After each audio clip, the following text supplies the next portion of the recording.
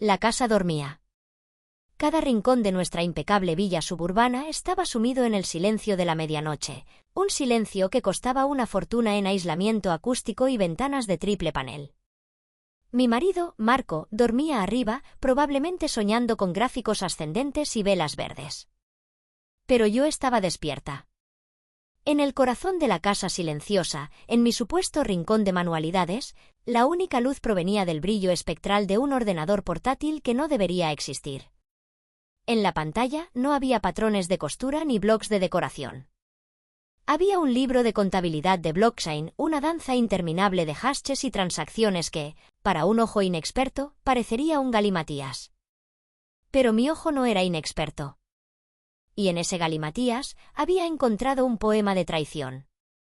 Mi nombre es Elena. Para el mundo, y especialmente para Marco, soy la esposa trofeo. La mujer que renunció a una prometedora carrera en finanzas para dedicarse al proyecto más importante, él. Me encargo de la casa, organizo cenas para sus socios, sonrío en los eventos benéficos y asiento con la cabeza cuando él explica con condescendencia la diferencia entre un bull run y un bear market. Él cree que mi cerebro se ha ablandado, que mi mayor preocupación es si el nuevo sofá de diseño combina con las cortinas. Pero antes de ser la decoradora de interiores de mi propia vida, yo era arquitecta de imperios ajenos en un banco de inversión. Analizaba mercados, predecía caídas y encontraba anomalías en los balances más complejos. Y había encontrado una anomalía en el nuestro. Todo comenzó de forma analógica. Un cargo en la tarjeta de crédito conjunta de un restaurante con estrellas Michelin en un día que se suponía que Marco estaba en un retiro de trabajo. Luego, la factura de un hotel de lujo que no coincidía con el lugar de la conferencia a la que supuestamente asistió. Eran clichés, errores de principiante. Pero Marco, un hombre que se enorgullecía de su inteligencia digital, era descuidado en el mundo físico. Creía que yo no miraría. O que si miraba, no entendería. El dinero de esos gastos era trivial, pero eran un hilo. Y como buena analista, sabía que debía tirar del hilo. Los gastos en la tarjeta de crédito eran la punta del iceberg. Sabía que su verdadero mundo, su verdadero flujo de caja, estaba en el volátil y anónimo universo de las criptomonedas. Hablar de sus ganancias era su tema de conversación favorito en las cenas. Se jactaba de haber convertido 5 cifras en 7, de su intuición para encontrar el próximo altcoin, que se dispararía. Es el futuro, Elena, me decía, dándome una palmadita en la mano. Demasiado complicado para ti, pero no te preocupes, yo nos haré ricos. Necesitaba acceder a ese futuro. Necesitaba las llaves de su reino digital. Intenté lo obvio, contraseñas con mi nombre, fechas de aniversario, el nombre de su perro de la infancia. Nada. Marco era más listo que eso. O más arrogante. Su ego era su mayor vulnerabilidad. Recordé una noche, después de demasiado vino, en la que se burló de los que guardaban sus frases de recuperación en un simple archivo de texto. La mía es inexpugnable, dijo. 12 palabras que parecen aleatorias pero que para mí cuentan una historia. La historia de sí mismo, por supuesto. Pasé una noche entera buscando. Y la encontré. No en su ordenador, sino en el mundo físico que tanto despreciaba. Detrás de una foto enmarcada en su despacho, una foto de él solo, sonriendo en la cubierta de un yate, había una pequeña nota pegada al cartón. 12 palabras, escritas con su letra pulcra: imperio, futuro, legado, tiburón, génesis, alfa, riesgo, victoria, audaz, rey, millón, Marco. La arrogancia hecha poesía. Con las manos temblorosas, introduje las 12 palabras en la interfaz de su billetera de hardware. Un clic. Y de repente, el laberinto se abrió ante mí. Cientos de miles de dólares, millones, diversificados en docenas de monedas con nombres extraños: Titan X, Solara, NYX Protocol, Kronos Coin. Al principio, la magnitud me abrumó. Pero entonces, la analista que llevaba años dormida despertó. El pánico fue reemplazado por una fría claridad. Empecé a analizar. A rastrear. Vi las entradas de dinero desde nuestra cuenta bancaria conjunta, mucho más de lo que él había admitido. Y vi las salidas. Pequeñas pero constantes transferencias de Ethereum a una billetera anónima. Abrí un explorador de blockchain y seguí el rastro de esa segunda billetera. Era un torrente de gastos de lujo, la compra de NFTs de arte digital de precios exorbitantes, el pago de bolsos de diseño en boutiques que aceptaban cripto, transferencias a agencias de viajes de lujo. Y luego, el vínculo final. Una de las transacciones de esa billetera externa estaba vinculada a una cuenta de OpenSea, una plataforma de NFTs. El perfil de la cuenta tenía un nombre, Sofía Art. Una búsqueda rápida en Instagram me llevó a una joven influencer y artista que posaba con los mismos bolsos, en los mismos hoteles y exhibiendo con orgullo los mismos NFTs que se habían comprado desde esa billetera. En una foto, llevaba un collar con un colgante de diamante en forma de luna. La descripción decía, sintiéndome en la luna gracias a mi rey corona. Rey. La 10ª palabra de su frase de recuperación. La confirmación no fue un mensaje de texto sórdido, fue un registro inmutable en la blockchain. La prueba de su traición no era una sospecha, era un dato criptográficamente seguro. El dolor fue agudo, un golpe físico que me dejó sin aliento. Pero fue seguido por algo mucho más potente, la furia profesional. Mientras analizaba sus operaciones, sus estrategias de trading, vi algo que me ofendió casi más que la infidelidad. Era un pésimo trader. No era un genio, era un jugador con suerte que había entrado en el mercado en el momento adecuado. Sus decisiones eran emocionales. Compraba por el hype que leía en foros de Reddit, se apalancaba en exceso en monedas volátiles y entraba en pánico vendiendo en las caídas. Su éxito no era producto de la estrategia, sino de la pura suerte de un mercado alcista. Y su arrogancia le impedía verlo. Creía que era el rey. Pero yo veía sus debilidades, sus patrones, sus puntos de presión. Veía exactamente cómo y dónde se derrumbaría su imperio de naipes. La idea de simplemente transferir los fondos a una billetera mía y desaparecer me pareció insatisfactoria. Sería un robo. Y yo no era una ladrona. Era una estratega. La verdadera justicia no era tomar su dinero. Era hacer que él mismo lo perdiera todo. La venganza perfecta no era un acto de desfalco, sino un evento de mercado. Así comenzó mi doble vida. De día, era Elena, la esposa perfecta. Preparaba sus batidos de proteínas, le preguntaba por sus operaciones y escuchaba sus fanfarronadas con una sonrisa vacía. Cronoscoin se va a la luna, nena, me dijo una mañana, mostrándome un gráfico en su teléfono. He metido una buena suma. La gente corriente como tú no entiende el potencial. Es fascinante, cariño, respondí, mientras en mi cabeza calculaba el punto exacto de liquidación de su posición apalancada. De noche, me convertía en una sombra en el mundo digital. Usando VPNs, mezcladores de criptomonedas y una red de nuevas billeteras anónimas, me adentré en su ecosistema. Me uní a los mismos grupos de Telegram y Discord en los que él participaba. Aprendí el lenguaje, los memes, los nombres de los influencers a los que él seguía ciegamente. No solo observaba, estudiaba. Creé perfiles falsos, me establecí como una trader novata, haciendo preguntas inocentes, y poco a poco, como una voz creíble y pesimista en el coro de optimistas. Sembré las primeras semillas de duda.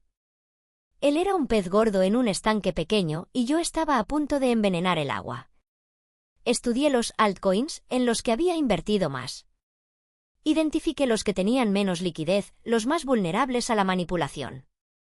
Descubrí los foros donde se originaban los rumores que él seguía. No iba a atacar su fortaleza, iba a dinamitar sus cimientos. Esta noche, el plan estaba completo. Arriba, el rey dormía en su castillo. Abajo, la arquitecta de su caída estaba lista para empezar a trabajar.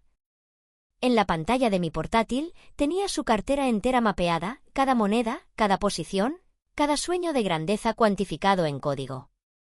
En otra pantalla, tenía mis cuentas de trading, anónimas, financiadas y listas para la guerra. No iba a ser una carnicería. Iba a ser una cirugía. Con un clic preciso y sin emoción, abrí mi primera posición.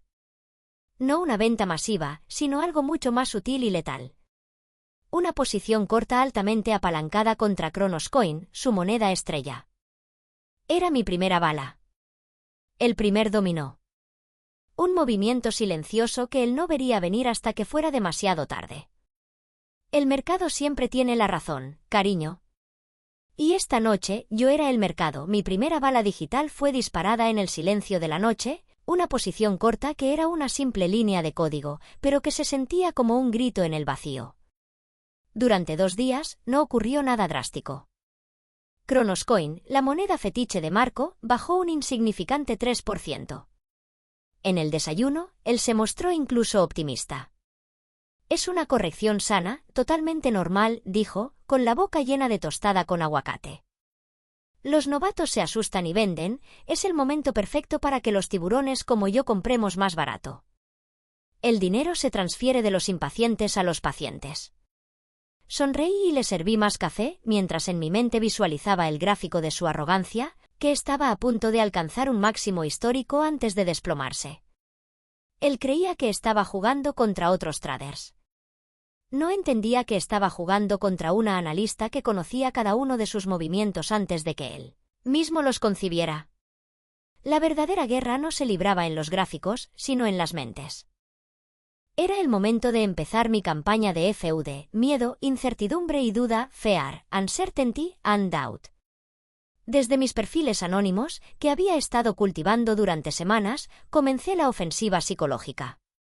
Mi principal avatar, Cassandra-K, una supuesta experta en ciberseguridad, publicó un extenso análisis en un foro de Reddit, detallando una supuesta vulnerabilidad en el código de Cronos Coin. Era una obra de ficción técnica, llena de jerga convincente y diagramas complejos, completamente inventada pero absolutamente plausible. El post se hizo viral en la comunidad. Desde la cocina, oía las notificaciones de Marco en su despacho. Sabía que estaba leyendo los comentarios, viendo cómo la semilla del miedo comenzaba a germinar. Mi segundo avatar, CryptoGoku82, un personaje mucho más populista, entró en el grupo de Telegram más grande de Cronos Coin. «Chicos, tengo un contacto dentro», escribió. «Me dice que los fundadores van a liquidar parte de sus billeteras la próxima semana. No es un consejo financiero, pero yo aseguro mis ganancias». Era una mentira descarada, pero en el volátil mundo de las criptomonedas, el rumor es más poderoso que la verdad. Vi a través de la puerta entreabierta cómo Marco se levantaba de su silla, paseando de un lado a otro, tecleando furiosamente en su teléfono. Estaba tranquilizando a la comunidad, rebatiendo los rumores, llamando débiles a los que vendían. Estaba luchando contra los fantasmas que yo había creado. La presión sobre Cronos Coin aumentó. El precio bajó otro 10%. Marco se volvió irritable y obsesivo. Pasaba día y noche pegado a la pantalla, durmiendo apenas. Yo, por mi parte, mantenía mi fachada de esposa despreocupada.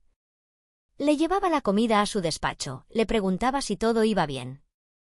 «Te veo tenso, cariño», le dije una tarde, colocando una taza de té junto a su teclado. «¿Todo bien con tus jueguitos?» «No son juegos, Elena», espetó, sin apartar la vista de la pantalla. «Es el futuro, y está bajo ataque. Pero los débiles serán purgados. Solo los fuertes sobreviven». «Qué curioso», pensé. «Yo opino lo mismo». El fin de semana, supe que era el momento de iniciar la cascada. El FUD había debilitado la confianza, creando un suelo inestable. Ahora necesitaba un terremoto. Esperé a las 3 de la madrugada del domingo, una hora de baja liquidez en los mercados asiáticos y europeos. Con una de mis billeteras ballena, anónimas y cargadas, puse una orden de venta masiva. No era una cantidad apocalíptica, pero sí lo suficientemente grande como para desencadenar el pánico. El efecto fue inmediato y brutal. La enorme vela roja que apareció en el gráfico fue como sangre en el agua.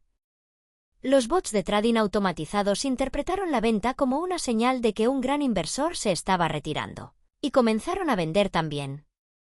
Eso, a su vez, activó las órdenes de stop loss de miles de pequeños inversores. El precio se desplomó. y con la caída del precio, comenzaron las liquidaciones. Los traders sobreapalancados, como Marco, que habían pedido prestado para apostar a que el precio subiría, vieron cómo el sistema les cerraba automáticamente sus posiciones para cubrir las deudas. Era una avalancha, un dominó de codicia y desesperación cayendo pieza por pieza. El grito de Marco me despertó. Corrí a su despacho, fingiendo preocupación.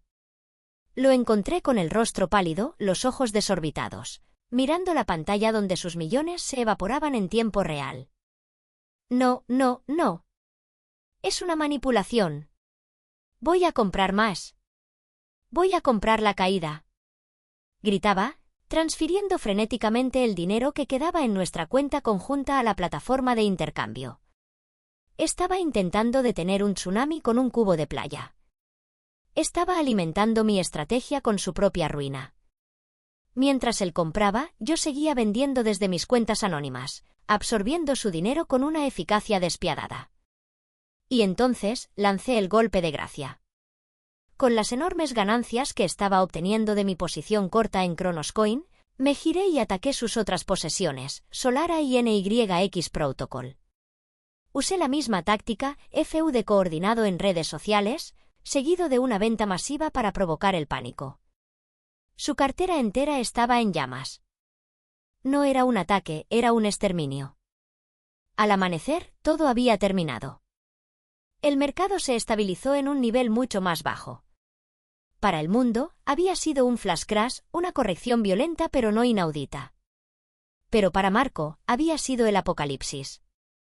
Miraba la pantalla de su ordenador, que ahora mostraba un saldo irrisorio. Cientos de miles, millones de dólares, convertidos en polvo digital. No gritaba. No lloraba. Simplemente miraba, con la mirada vacía de un hombre que lo ha perdido todo y no sabe cómo ha ocurrido.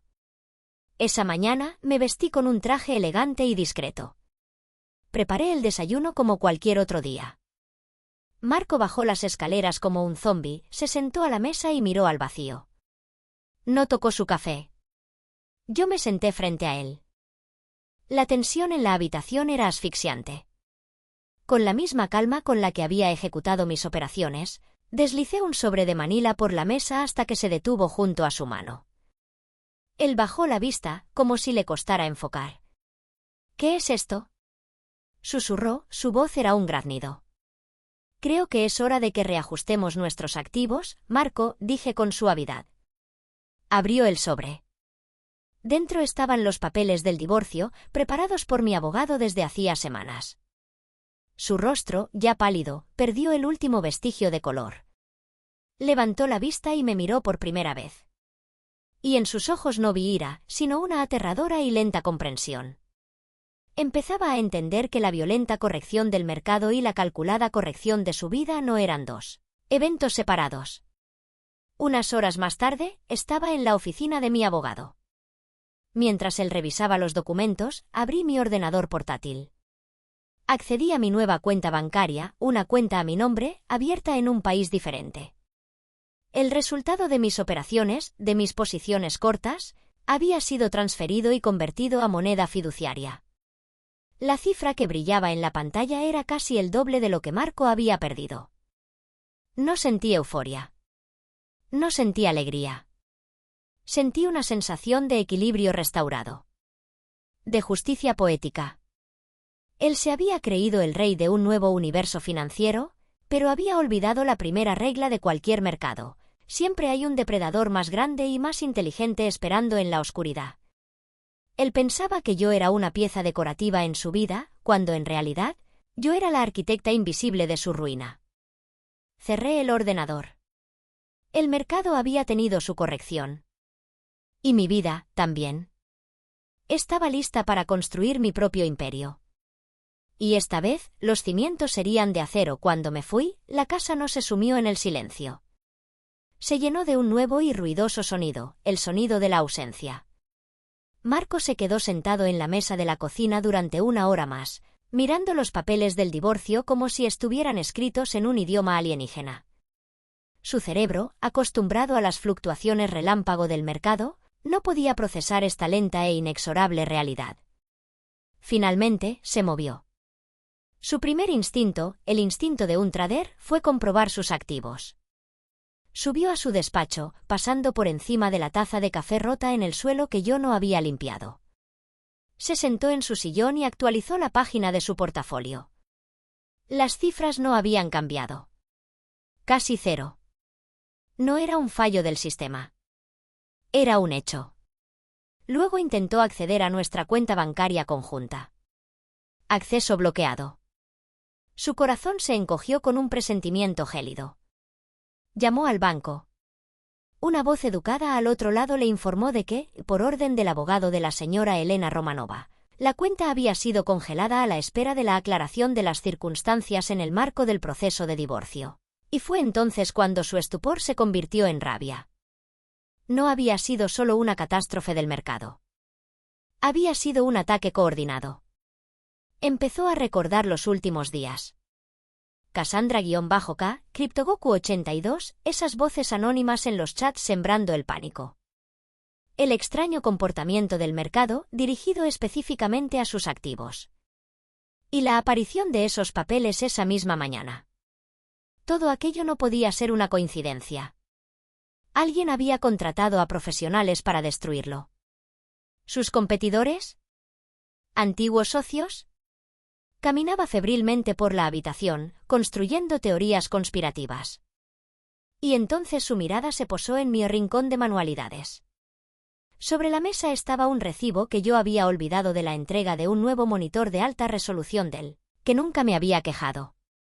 A su lado, el libro Análisis de indicadores técnicos que él me había regalado en broma por mi cumpleaños. Se acercó. Vio un diminuto arañazo en el suelo junto a la mesa, donde yo probablemente había escondido mi portátil a toda prisa. Y entonces, como un lento amanecer, la horrible verdad comenzó a iluminar los oscuros rincones de su conciencia. Mis preguntas ingenuas sobre sus monedas. Mi tranquila presencia durante su pánico. Mi rostro cansado, que él atribuía al aburrimiento de una ama de casa y no a noches de insomnio de análisis. La frase que yo había dicho, ¿no crees que el mercado está sobrecalentado? Recordó cómo se había reído en mi cara. Marco se detuvo en medio de la habitación. No era Cassandra. No era una conspiración de competidores. Era Elena. La mujer a la que había considerado su inversión más hermosa, pero también la más estúpida. Ella no solo lo había dejado. Había calculado su liquidación con la precisión de un céntimo. No le había robado el dinero. Había hecho que el mercado se lo quitara. No era la víctima de una manipulación. Era el objetivo de una estrategia de trading genial. Se dejó caer lentamente al suelo. La rabia desapareció, dejando tras de sí solo el vacío y un humillante y absorbente sentimiento de derrota. No fue la bolsa quien lo destruyó. Fue destruido por la persona a la que nunca consideró una jugadora. Mientras tanto, a 30 kilómetros de distancia, yo miraba la misma ciudad desde una perspectiva diferente. Mi nuevo apartamento en el piso 42 era minimalista, con ventanas panorámicas del suelo al techo. Era un espacio definido no por la comodidad, sino por la perspectiva. En mi oficina en casa, 3 monitores estaban en funcionamiento. Ninguno de ellos mostraba gráficos de criptomonedas. Estaba analizando los mercados de tierras raras y los índices de empresas de biotecnología. El pasado estaba liquidado. En una de las pantallas apareció un titular de noticias financieras. Los expertos aún debaten las causas del misterioso flash crash de Cronos Coin. El artículo iba acompañado de comentarios de analistas que hablaban de un cisne negro y de una anomalía de mercado sin precedentes. Esbocé una leve sonrisa. Yo no era una anomalía. Yo era la causa y el efecto. Sonó el teléfono. Mi abogado. Elena ha firmado todo. Sin objeciones. Parece que no le queda ni el dinero ni las ganas de luchar. Gracias, respondí y colgué. Cerré el artículo sobre el misterioso crash. Ya no era ni Cassandra. Era Elena Romanova, directora de mi propio fondo de inversión unipersonal. Miré la ciudad que se extendía a mis pies, una red de oportunidades, un flujo infinito de datos. Era un gráfico nuevo y limpio. Y yo estaba lista para trazar la primera línea.